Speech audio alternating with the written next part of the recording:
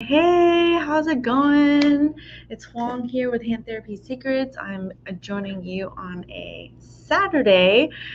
Whew, we have had a really busy week, but very exciting. Lots of new things happening.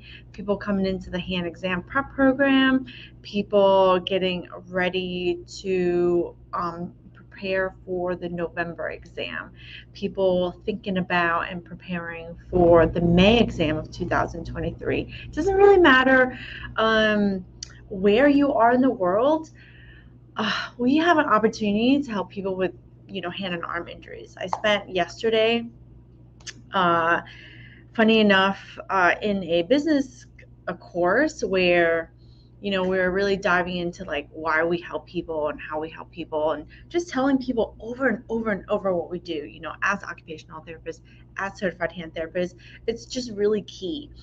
And I had an opportunity just to hang out with a friend of mine. She's in from out of town, and she's here for a continuation class. And so I'm gonna have an opportunity to get some treatment myself. And it just reminds me of like how, even though we want to, as therapists, help other people, we're a person too. We're a person. We need therapy. We need to like constantly evolve and grow and like be able to use our bodies, be able to use our hands and arms. And um, I often see, I'm creating the content too, right? I'm creating the videos, the live stuff, the showing you how my therapy clinic works, how we treat like hand injuries or make splints. But really, um, hand therapy isn't just all about that. Hand therapy isn't all about the actual therapy part. Sometimes the hand therapy, becoming a certified hand therapist, is really about like the preparation work behind the actual doing work. So you got to prepare in order to become the person that you want to become. I know that most therapists I speak to, pretty much all of them, want to be the best, right? Now, you might not say you want to be the best, but you sure as hell want to do a really great job. I don't know of any therapist who want to specialize, who are just like, yeah, I'll just kind of like be enough, right? At the end of the day, you want to be really good. You want to be respected as a clinician. I mean, tell me if I'm wrong. Tell me wrong. I don't want to be, respected. I don't want my coworkers to think that, yeah, I know what I'm talking about. Tell me you don't want like a referral source, a doctor, to be like, oh yeah, that person does really great therapy. I want to send all my patients there, right? You do want that. But becoming that person takes effort. Becoming that person, you're going to have your ups and downs, right? What do you see on social media and everywhere you're looking? Everything is looking peachy, everything's always looking fun, and nobody really wants to talk about the downside. I always talk about what's the upside, what's the downside, and can you live with it? Can you live with it? Right? Those are the key questions. Ask yourself those questions. You know, if you are someone who want to become an expert, you took the exam so that you can become an expert and you failed, this video is going to be for you, right? This video is going to be for you. Often, like I said, we see the good things, we see all the how to's, we see the quizzes, we see the fun parts about therapy. But if you enjoy the journey, you'll have fun either way. So if you're new here and you're not really sure, am I supposed to be here? My name is Huang. I'm an occupational therapist and certified hand therapist. And this is going to be for you if you too are an OT or PT and you want to become a certified hand therapist. And this is especially key is if you have taken the exam and failed and you're just wondering, should I do it again? Do I want to? Let me just tell you, nobody's talking about this, but it sucks to fail. It never feels good. It really squashes your hopes and dreams that like you're just going to do this one time and you're going to be like that person that did it one time, right? It squashes it. It hurts your egos. Let's be honest. It really hurts your egos. And we cannot help but somehow internalize, like, if we fail, then we're a failure. But I can tell you all that is not true. I know you can't help but feel it, but I just want you to know it's not true. And there are other people going through the same things that you're going. Because let's face it, they put this, the HCC, the people who put on the exam, they purposely grade the exam a certain way to really kind of hone in on the people when they pass are the people who can really critically think through some of the toughest cases, right? Because it's never really the easy cases that you don't do well. It's the tough cases that people are coming to you as an expert for. It's the tough cases, and that's what they judge. So don't be so hard on yourself if you weren't successful the first time. um, I want you to essentially consider, if you felt like you studied, you put in the hours, you put in the time, you've sacrificed doing things, you may have spent money, you're like, all is lost. Well, I want to encourage you that not all is lost, right? So how do we study smarter, not harder? Because I don't want you to think that you have to start all over. These are the questions that I get, like, oh, should I start all over? What resources am I missing? What did I do wrong? Let's see what you did right as well. Let's see what you did right as well, and then let's go ahead and analyze. But let's not think that you have to necessarily do more or harder. Let's see what you need to do to study smarter, right? And when people ask, when they fail and they talk to me and they're like, what should I do? What should I do? Should I take the exam again? My answer is, if you want to become a certified hand therapist and you fail, the only way you can become a certified hand therapist is if you take the exam again. That's the truth of it. You cannot become a certified hand therapist if you don't take the exam again. Now, I always encourage people to take the exam as soon as possible, like right away. And so if you took the exam in April and May and you didn't get the passing score, I always encourage you to take the exam again, like right away. And here's why. If you really think about it, put this into perspective, right? Put this into perspective. Think about your patients that are not getting the results that they hoped for, right? Do you want them to just quit therapy? Do you yourself, if you're not able to help get them the results, do you just want to quit therapy? Quit doing therapy on them, right? Results happen. At the end of the day, results happen when both people are committed, right? When you have a patient that comes to you, I get the best results for people when they're as committed as I am. So when your patients come to you and they're committed into doing the work, right? Into doing the work based off of what they want, and you're committed into developing your skills and your critical thinking skills so you can help them get the results. Together, you both get the results. That's when magic happens, right? When you fail, chances are you have a lot of the information, and it's just you have the experience now of having taken the exam. Try again. Because if your patients, if they didn't get the results from that one session, imagine if they were like, I don't want to come back. How will they get the results? They have to come back time and time and time again. And a lot of times, it's not that you don't know what to do. Yes, they need range of motion. Yes, they need to reduce their pain. But it's really about tweaking their program so that you can get better results for them.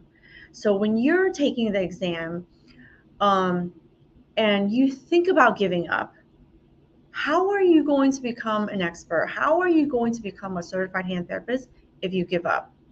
I can tell you it's been, it was challenging for me when I studied for the exam. I'm very grateful that I studied and I was able to pass. But there's many people who study and then didn't pass. And one thing I can tell you is that um, sometimes if they're honest, they'll tell you that they didn't really study, right? Sometimes they'll tell you that they didn't really study as much as they needed to study, right? But here's the thing, you already know so much. You already know so much, so be rest assured that you're not starting from scratch. You have it all. You just need to think about how can you study in a way that's going to give you a better chance of becoming the best CHC. How do you study in a way that's going to give you the best chance of being the best therapist you can be, and then be able to pass the exam? So here are my 4 tips. Number one, and the most important tip I can give you, I always try to start with the most important tip. If you listen to nothing else, the most important tip is you need to make a decision to take the exam again and stick with it. One thing that I've seen is, if you're wobbling, oh, maybe I should, maybe I shouldn't, you're half-assing it. You're half-assing it. Imagine your patients. Sometimes they come, sometimes they don't come, right?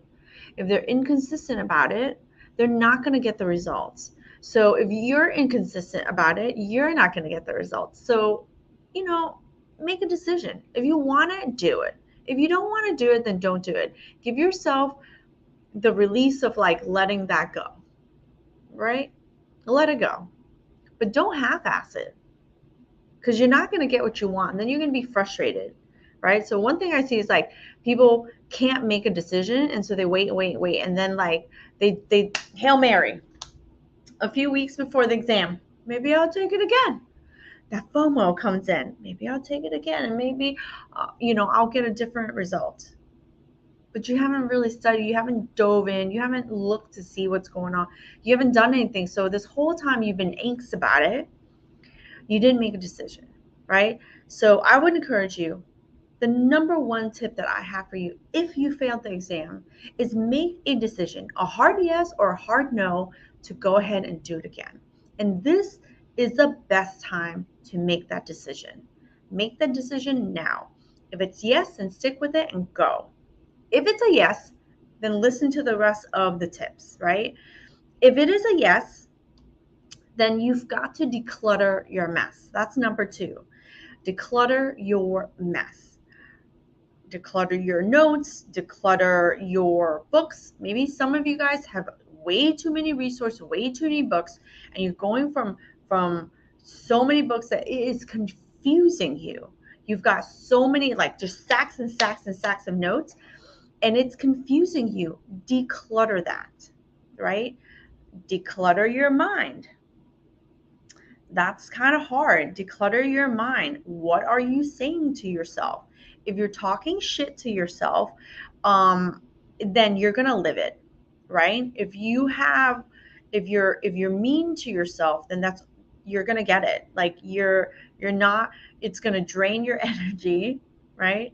So you have to kind of like let go, forgive yourself for like not having done, it the first time or however many times, or so we all have personal things going on that distract us. We might have personal things in our lives. It could be a relationship thing. It could be a personal thing. Some people are starting out their lives with partners, starting families, having family types of issues. I know I have some this year. It's been really tough for my family. My parents, dealing with some, unexpected things that have come up with them, right? But if you let a lot of that stuff clutter your mind, it's going to make it really hard to move on and do the things that we need to do, right? So I'm not saying it's not challenging. I'm just saying that's one of the things that you need to do.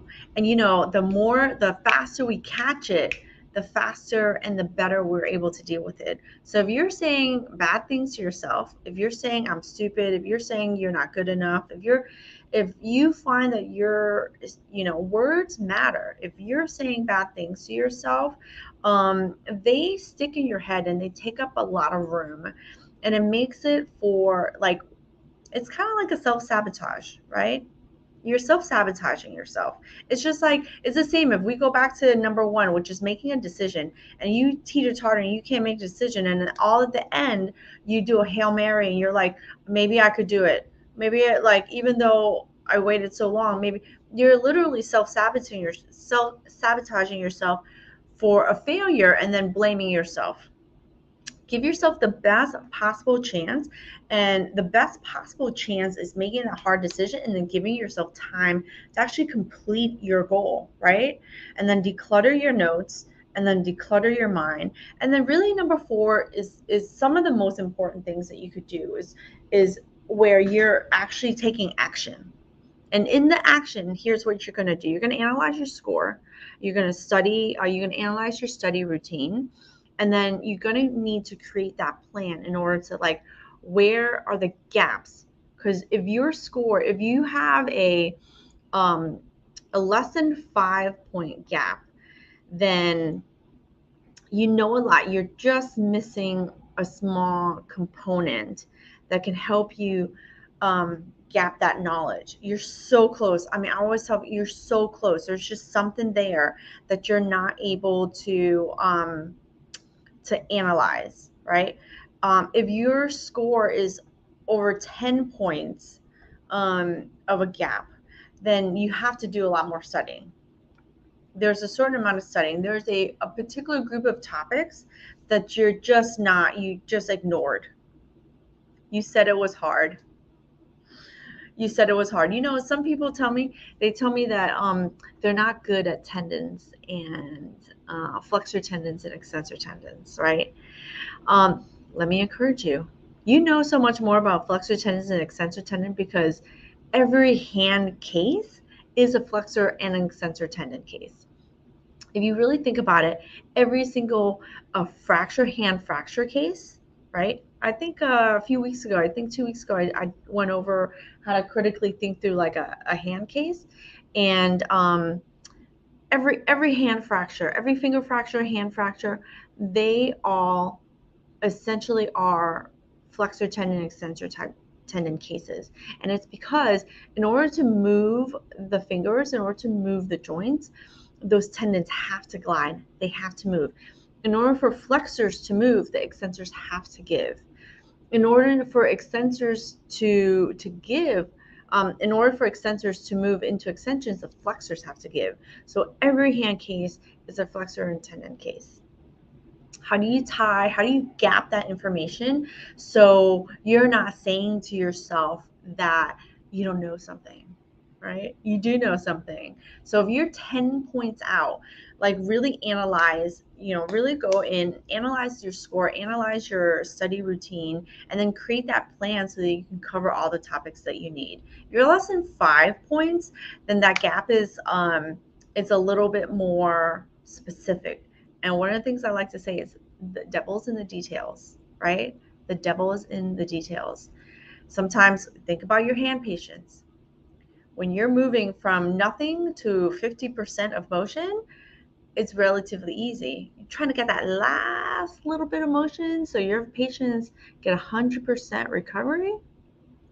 The devil is in the details there. So if you are less than 5 points away in your score, then if you are less than 5 points from your score, the devil's in the details in terms of how you analyze and then what you put your focus to. And you've got to give yourself that chance. It comes down to, you got to make the decision to take the exam again, right? So, the reason why I talk about this so much is, the bone part, the protocol part, the actual treatment part, believe it or not, that's the easy part. The hard part is, making that decision to go ahead and invest in yourself. Go ahead and invest in the resources that you need, whether it be books or an online or coaching mentorship program that's going to really help you structure your study and keep you focused, right? Now more than ever, it's really important to distinguish yourself between non-specialized therapy. If you really think about it, when things are good, and no one pays attention, we as healthcare providers, sometimes we tend to think that, oh, healthcare providers won't get affected, but we do get affected. Look at what happened with COVID. When COVID hit us, people lost their jobs, people lost their hours. And I tell you right now that the people who have the most skills, are the ones that get hired. People who have the most skills, the ability to solve someone else's problems, are the ones that can get those jobs.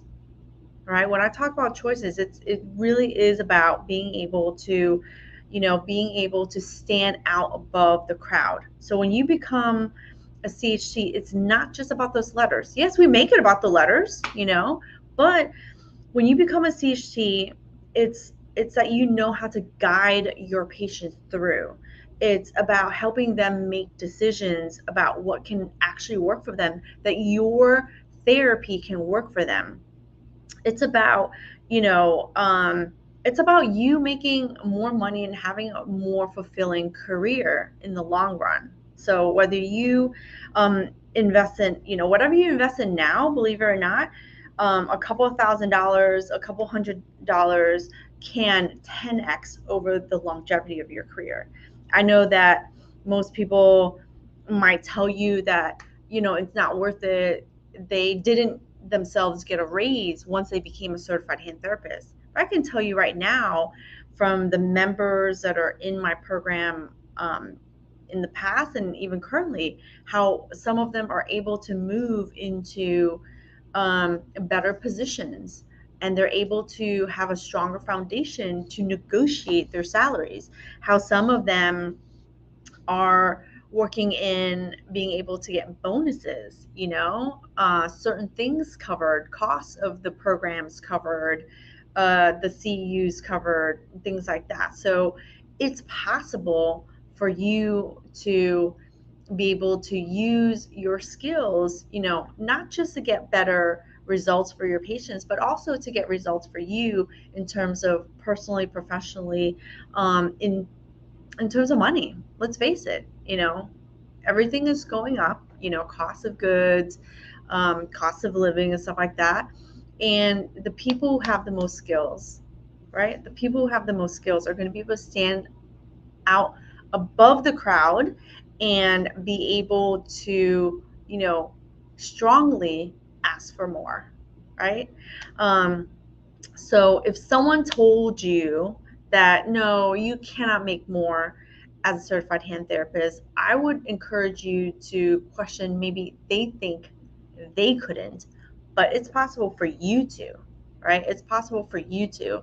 I know for myself, just from personal experience, when I studied and became a certified hand therapist, not only was I able to get the kind of job in the setting that I wanted, I was able to get myself a 5% raise.